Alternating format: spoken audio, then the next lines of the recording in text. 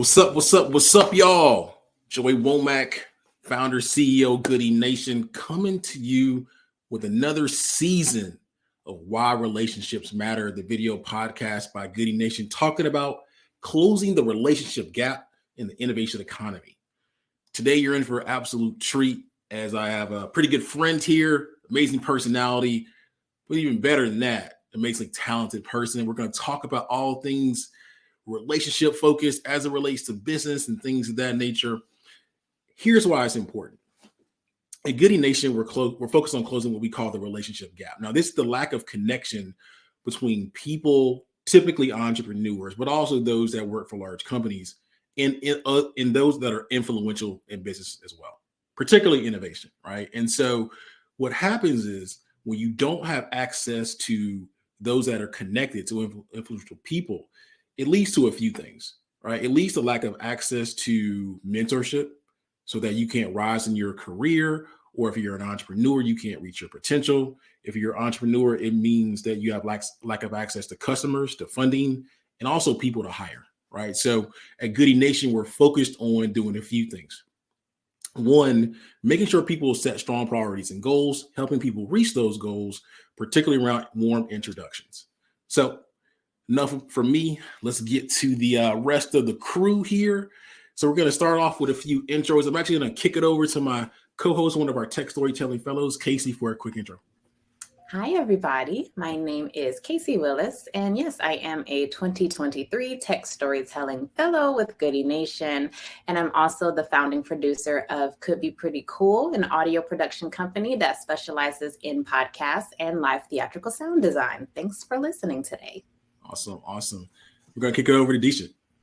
Hi, everybody. Joey, thank you so much for inviting me to be with you today. I am Deisha Barnett. I always say, first and foremost, I'm somebody's mama. I'm coming to you live from my kids' toy room today. I also am somebody's wife, but I, at work, am the president of global communications and content for UPS, the 34th largest company in the world, with 540,000 plus people around the world delivering all of your packages. We like to say we deliver what matters. And this is a topic that is near and dear to me. So I'm excited to jump in, Joey. Well, let's get right into it. Let's go back. Let's talk about your origin story, right? Like how'd you get here? What are some of the key relationships and inflection points that allowed you to get to where you are today?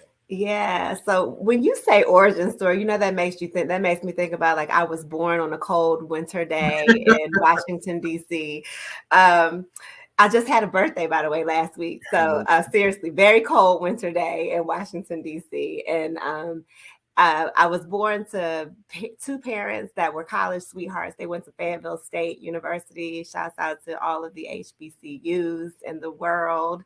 And I start there because, I really consider myself very fortunate to have been raised by amazing parents who instilled confidence in me and instilled confidence in my brothers. They raised us to be, people that, had a lot of pride in our culture and knew who we are and whose we are, right? And so I think that when we think about relationships, that's really important. You got to show up with confidence first, right? Before people really will start to see your value and your worth. But so grew up, Joey, in between Maryland and New Jersey, ended up coming to Atlanta to go to Clark Atlanta University. Very proud Clark Atlanta alumna, Panther pride all day.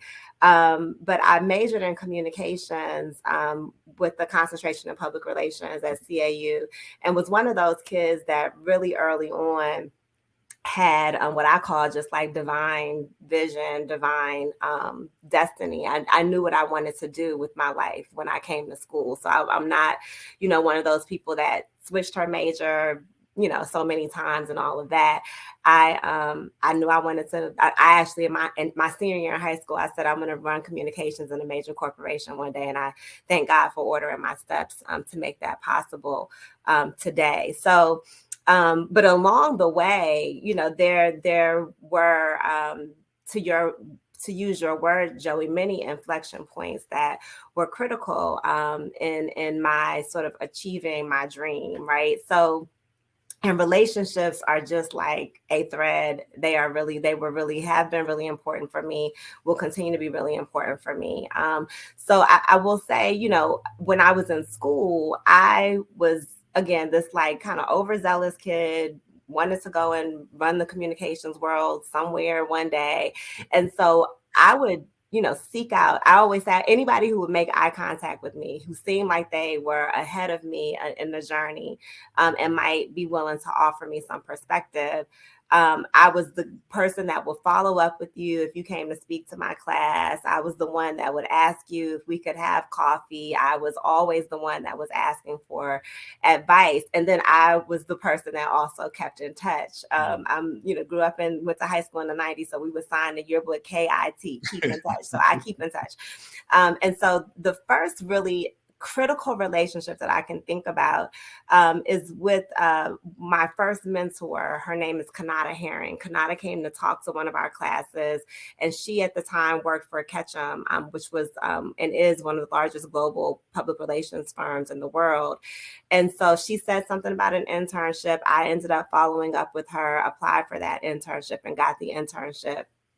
And then just still kept in contact with K.I.T over the years. So later, many, many years later, when I went to work in Walmart's communications team, it was my first big corporate job. I knew I needed to negotiate, because that's what people said, you should negotiate your salary. But I had not had a compensation package that was set up the way that this one was. I didn't know what to ask. I didn't know what to ask for. And who did I call? K.I.T Herring.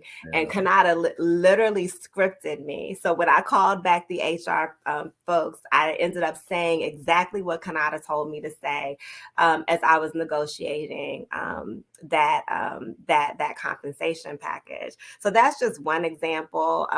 You know, and again, I met K.I.T, I think, in 1998. I went to work for Walmart in 2007. So and K.I.T, I could call her right now. She'll answer the phone. That's my girl. She's rooting for me, and I shout her out whenever I can, because I know that I would not be where I am today without, you know, that relationship and people who really invest in me like K.I.T. So I don't know if you want me to keep going, but I've got all kind of examples like that. From a career perspective, Joey, I guess I started at Ketchum, ended up going to work for Earthlink. So shouts out to dial-up internet. Right. In their communications team, left Earthlink and went to work for Walmart. I moved to Bentonville, Arkansas to work for the largest company in the world. I was there for 10 years and ran every part of the communications team at Walmart. It was a phenomenal experience. And you talk about relationships, you know, I ended up crossing paths when I was there with Roz Brewer. Solved a lot of problems with people like Doug McMillan, who's the CEO at Walmart today. And so when you go in the fire with people and work to solve problems together, you know, you build really important bonds. But then I K.I.T, I keep in touch, right? So so I can still call them up, and I consider them friends who are rooting for me today. So I left Walmart, came back to Atlanta. I worked for the Metro Atlanta Chamber, which is where, Joey, you and I met. I led marketing communications, Choose ATL. I stood up a diversity, equity, and inclusion function at the chamber. I was there for 5 years. And now I've been at UPS for about a year and a half, leading global comms and content there, which is really exciting. So that's a little bit about my career journey. You tell me what else you want me to share. No, it's dope. That's dope. So one time, shout out to K.I.T. Do you know K.I.T too? I know. I'm just saying, like, just shout out to these awesome people. She's yes. you know what I'm saying? Yes. So that's what's up. Yeah, and I love the K.I.T. I haven't seen that in a long time. I need to go back. Listen, I mean, they need to bring it back. The kids, you know, you have to K.I.T. Like, how many times did we write that? Like, it's ingrained, you know. Yeah. And it's a way of life, and I think it really has benefited me. Yeah, I love it. I mean, even thinking back to those times, because it wasn't like it is now. It was almost impossible to you had to be extremely intentional to keep in contact. Yes. About it. I mean, especially as from a high school perspective, people go their separate ways, and maybe you see some people, you come home for the holidays and stuff like that. But people change phone numbers, people move and stuff like that. You had to be extremely intentional. So kudos. I think it makes an example of what it takes to be intentional about keeping in contact. And I will tell you, I mean, and people who have known me for a long, I've been this way forever. So like if I get a promotion at work, there's a core group of people, and thank God for the promotions. But like in the instances where I've been promoted, there are a core group of people, and it actually has changed over the years. Like there'll be people that I add to the list and all of that, but I shout all of them out. I send them an email. I say, y'all, like I got a promotion, and it is because of folks that invested in me. And I know that, I pay homage to them. And really, really appreciate them sincerely. And so when I call them when I need something, it ain't like they're hearing from me for the first time in so many years. Like I'm keeping them up to date on what's going on in my life. And again, acknowledging the role that they have played in encouraging me along the way. Nah, I love it. I need to do a better job at K.I.T. I'm not gonna lie. Yeah. But I love it. I mean, there's a few kind of nuggets there, right? I mean, even the consistent communication on updates. I think about from a founder perspective, sometimes they're sending out monthly or quarterly updates to their mentors and advisors. I think there's some interesting opportunities to apply those same things for people that don't work for themselves. That's right. Like, hey, listen, here's what happened in my career and personally over like the last quarter and stuff like that. That even if it's 5 to 7 people, I think it'll pay dividends down the road. Yeah. And I think a lot of founders do. I've been a mentor through Techstars and all of those kind of programs, right? So you get on the distro list for founders, and it is nice to see their businesses grow.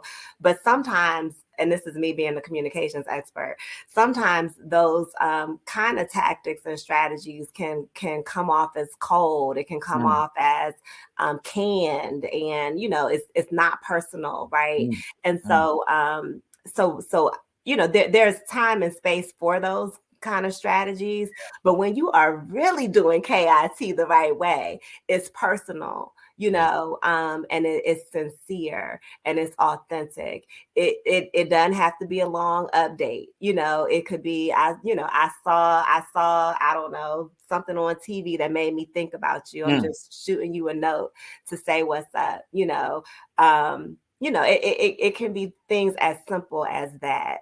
So I think the founders that I have gotten to know over the years probably could do a little bit better of a job. It doesn't have to be overthought.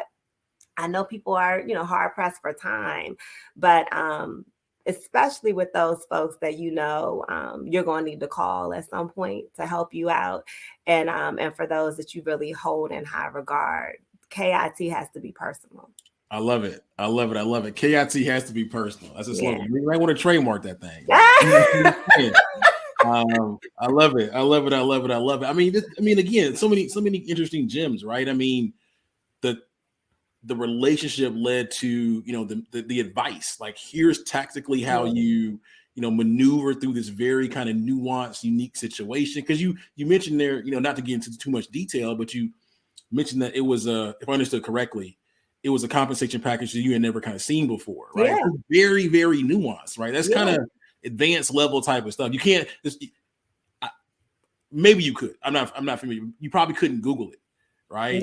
Or if I could Google it, I was, there are things that all of us are always learning, and there's new things to be exposed to every day, right? So I had never been exposed to this before. My mom was a school teacher. By this point, my father had passed away. And when I called my mom first, right, I'm like, Mom, Look at this with me. I don't really understand it, you know, but I know I need to negotiate because that's what all my mentors, people say, you know, negotiate, you know, but I don't even understand. I don't know what questions to ask. And then I certainly don't know what to ask for. Yeah. And my mom said, dang, I wish your daddy was alive. Right. And I'm like, that ain't helping me. And so mom bowed out. Like, she didn't want to give me bad advice. She tapped out. She was like, you know what? I don't really know, but let me try to think about who else you can call. So I also like thought about it, and K.I.T came to mind, and I called K.I.T. There was a trust established, so I could send her the whole compensation package. She could look at it with me. She talked me through it. And when I tell you, this is I've told this story before, so I hope I'm gonna send this to K.I.T when you put it out. But half of what K.I.T told me to say, I was 28 years old, something like that. Half of what K.I.T told me to say, I didn't understand what she was talking about. I didn't even know what so I literally was like, say it again. Okay. What's the word again? What I need to ask about the pay band? Like, what is that? Explain that to me. Wow. Okay, pay band. So I wrote down word for word what she told me to say. I did not know what I was talking about. But I said it and it all worked out, you know. So yeah, it's important. You know, it's really important. I'm gonna tell one more quick story. So since you and I met when I was at the chamber. When I was at Ketchum, so again, my first job, I think I was at Ketchum for something like 5 years. I worked on some really fun, you know, accounts, Home Depot and Delta Airlines. I did a lot of work with Procter & Gamble in the multicultural marketing space when I was there. But there was a little like small project that came through, really small budget, to do the local media for when the Pink Pig came back to Lenox. And I had kind of become known as this like energetic young, you know, talent in the agency. And so David Rubinger, Joey, you know David Rubinger? I don't believe so. David Rubinger had been like a editor at the Atlanta Business Chronicle. He did like a little stint. He left news and went to work in the PR space at Ketchum. So David Rubinger had kind of seen me bopping around the office, and he came to me and said, "Hey, Deisha, there's this small thing. I only can have one person working with me on it. I'd like for you to work with me on it." So I'm like, cool. You know, so me and David, claim to fame. I helped relaunch the Pink Pig. I love it. Later, David went back to news. Today, David is the publisher at the Atlanta Business Chronicle. And when I you know, K.I.T, so every now and then I hit David up, you know, and let him know what's going on with me. If I'm in Atlanta, I might, you know, ask David if he wanted to have a coffee when I lived in Arkansas. So David knew that I had been trying to get back to Atlanta. David is the person that told Hayla Modelmog at the chamber my name. Wow. And he never told me that he did it. Wow. So like when the chamber called me, I was like, a chamber? That's weird. You know, like I'm a corporate big brand kind of person. But David, who worked on a project with me probably in 2001, around 2001, 2000, probably around that time, was the person that gave my name for a job I took in 2017. Wow. K.I.T. I love it. Wow. That's a lot of time. That's a lot of trust. And yeah, I mean, that's a true, these are true inflection points. Yeah. These are true inflection points. Man, this is so awesome. This is so awesome. Casey, I don't know. I mean, if you have anything else you want to hop in, no pressure, but. Oh no, I'm struck by the 28-year-old version of you who literally did not know some of the things that you were saying that your mentor told you to say. And it's making me curious about, those of us who are new in entrepreneurship or new in any field, who kind of feel, even though we should be building those relationships, a little bit nervous about, oh, these people have these established careers and they know all these things. I don't want to sound dumb. I don't want to say the wrong thing. How can we sort of overcome our insecurities when building meaningful relationships in this? I love that question. And it's why I started shouting out my mom and my dad. Again, like I have never been somebody who lacked confidence. And I like to, and by the way, I'm also a really hard worker. I have studied my craft. I'm a student of the craft. I didn't stop studying it. I study my craft ongoing, so that I can be really confident about what I bring. And professionally, I also treat people the right way. My mom would say you got to be nice to people because, your teacher will give you any grade they want to give you. So when you go to school, be nice, So I really do try to show up in a way that, is respectful of everybody that I'm encountering along my journey.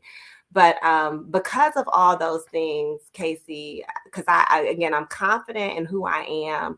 I'm confident about what I am great at, what I am like divinely gifted at.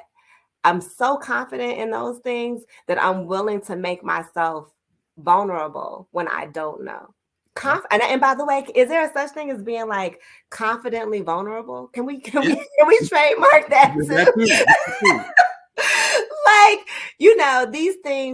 both things can exist, right? You can be confident and you can also be vulnerable at the same time.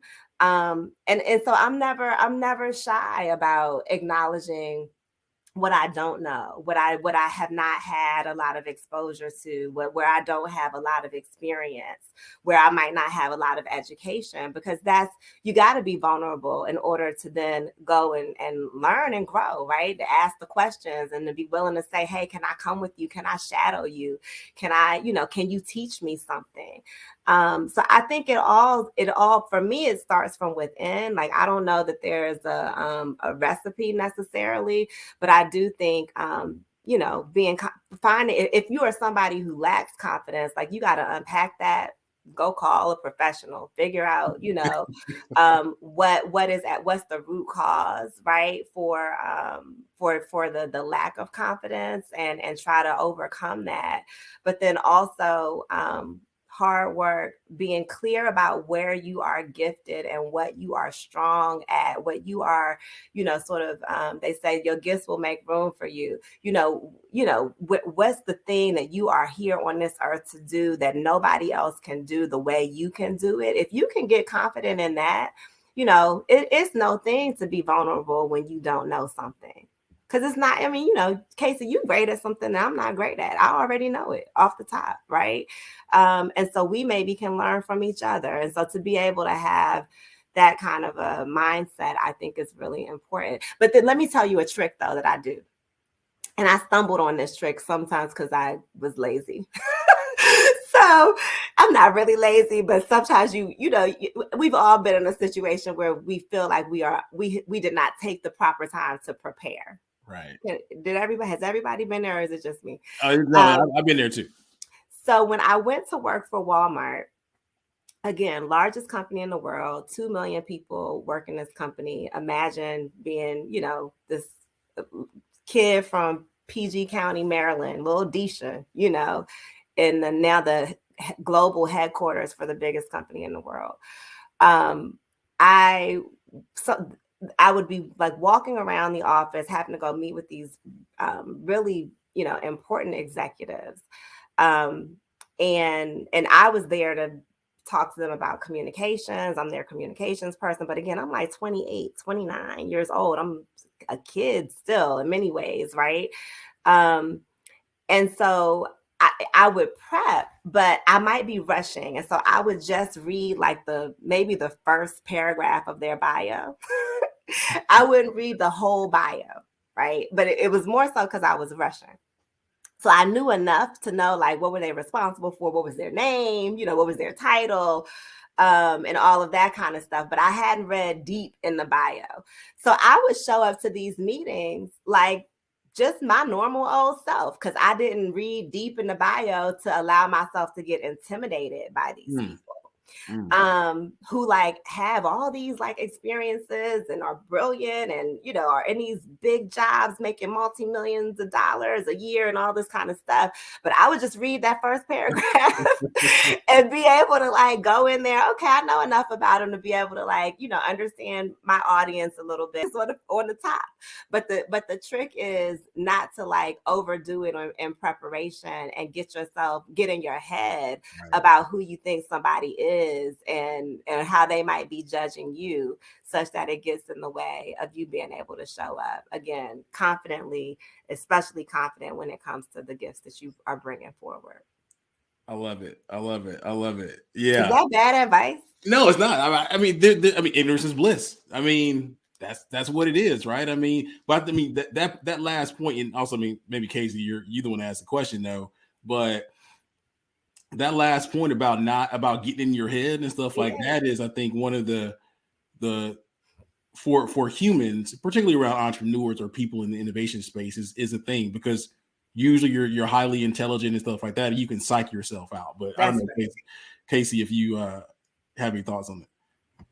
Oh, I can absolutely co-sign. Yes, over preparation can sometimes be the kicker, but yes, Deisha, that was brilliant. And I will say, for me, like I just over time have I guess you pay attention to the patterns, right? So when did I show up at my most confident? And I've learned these little tricks. And remember, I mean, in the space that I work, again, like I'm 25 years old sitting with a CEO trying to help craft, a communication strategy. And so some of that just comes with the space that I work in. Like I can't be intimidated, because, by the way, like nobody's going to listen to my recommendations if I'm shivering while I'm talking, right? So I have to bring a confident posture and perspective forward. I love it. One of the things that I try to do is I try to visualize someone in my head, like an important person, like what they were like in 6th grade. Like I try to like literally just, de-age them and stuff like that. Like, you're just like me. I mean, you're just like me. I mean, in 6th grade, we were all kind of new to middle school and stuff like that. There was no importance. And at one point you were there. So you're just like me. You got to do everything just like I do as well. And so. It's the truth. It's the truth. One of the, and again, I'm only name dropping because Joey told me to name drop, because we talk about relationships. But one of the gifts that Roz Brewer, who y'all know is the CEO at Walgreens, gave to me. Roz is a mentor. But she's a mentor who is very busy. I probably call on Roz, a couple times a year. We keep in touch over text and we see each other every now and then or whatever. But when I need her, she's there for me, right? And in one of our conversations, probably at the start of the pandemic, she said to me that she gets as much out of our mentorship as I do.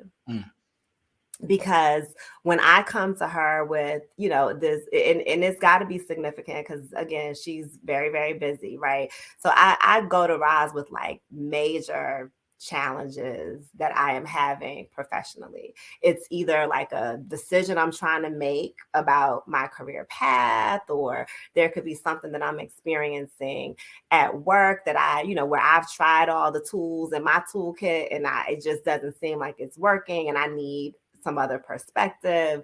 And when I'm sharing with her when I'm explaining what the situation to her, she then is taking away things that like folks in her team and her company might also be dealing with. And she then is starting to think about, how might I be able to problem solve in this way, kind of at scale within my circle of control. So I'm answering the questions for Deisha, but I'm also thinking about how this might be able to help me be a better leader at work. And so, when you again, just remember that there is like we are in this life together. Like there is a shared experience. There's shared value, that happens when we are open and honest with each other and community, right? We all benefit, and it doesn't really matter what your title is, how old you are, what level you're at professionally, or any number of other sort of differences that we might have. We're in community and we all learn and grow together. Nah, yeah, I think you're absolutely right. I mean, for what I've at least seen from people who are high achieving, also kind of read on this matter, like generally speaking, high achieving people that just make stuff happen, they're lifelong learners. Yeah. Right. And so they can go into any situation and say, like, yes, I'm giving advice, if this is the case, around mentorship, giving advice, but also how can I learn from the person I'm giving advice to? So it's a two-way street. And I think once you kind of understand that concept, if you're looking for advice, like you also can provide value to that person. I think it does a few things. One, more importantly, I mean, yeah, you get good advice, but also it also changes the types of people that you target for said advice, right? You're looking for people that are up there that have a vast level of experience and wisdom and so on and so forth, and probably bring a little bit of name cachet. And so if you're a founder out there, if you're starting your professional career working for someone else, look for people that obviously have the name cachet, the wisdom, but also structure your story and the question in a way that they can learn as well and apply it to their everyday life, or however they see fit, right? So yeah, this has been an amazing episode. There's one other quick point I want to bring up, and then we'll kind of wrap it up. The interesting part around one of the interesting parts around your part around the story around the Walmart and the compensation is that, per your own words, you're confident, right? You're confident. But what I also took from that is your level of self-awareness. Oh, yeah. You know what I'm saying? You knew what you did not know. And so and particularly for founders, one of the things that I'm looking at, I've talked to hundreds and thousands of founders at this point, is to me, one of the greatest predictors of success is their level of self-awareness. Yeah. Right. You have to be confident in yourself, especially if you're an entrepreneur. You have to believe that you can move a mountain, but at the same time, you have to say, like, you know what, like, I may not have what it takes in these areas. And so therefore I need to fill that gap, particularly around with advice and stuff like that. Yeah. No, I agree with all of what you just said. I like to debate with people about this notion of fake it till I make it. I don't really subscribe to that. Like it's I don't like, I don't, I have not faked it, period. Like as the kids say, like I have not faked it. I don't fake it. If it's a gap for me, I acknowledge that it's a gap. And I ask for help, and then I think the other important part is I acknowledge the people who have helped me. You know what I'm saying? Like, I don't then just act like I showed up here and I did all this by myself. It goes back to, K.I.T, but also, we're in this together, and that's important. But you do have to be both confident and self-aware, right? I think that confidence piece is important, because sometimes people fake it till they make it because they lack confidence. They don't ask for help because they're sort of overcompensating, and they lack confidence. They have some insecurities that are getting in their way of being authentic and transparent, which I think gets in the way of us, really achieving all that we're supposed to achieve in the world. I love it. Well, this has been an amazing episode. If you're out there, or even with you, Deisha, I mean, if you're out there listening, take a second, if you can, to thank the Kanadas, the Rosalynds in your life that got you to where you're, all of us made it where we are today through someone else's efforts, right? That's right. And take a minute to thank them. Maybe it's a phone call, maybe it's a text, maybe you see them in person, or maybe it's simply just a thought if you can't get in contact with them personally. So I think it means a lot. K.I.T. K.I.T. K.I.T. Awesome. Deisha, thanks a ton for this. It's been an amazing episode. For all others out there, we'll see you next month. Another edition of Why Relationships Matter by Goody Nation. We're focused on closing the relationship gap in the innovation economy. Peace out, y'all.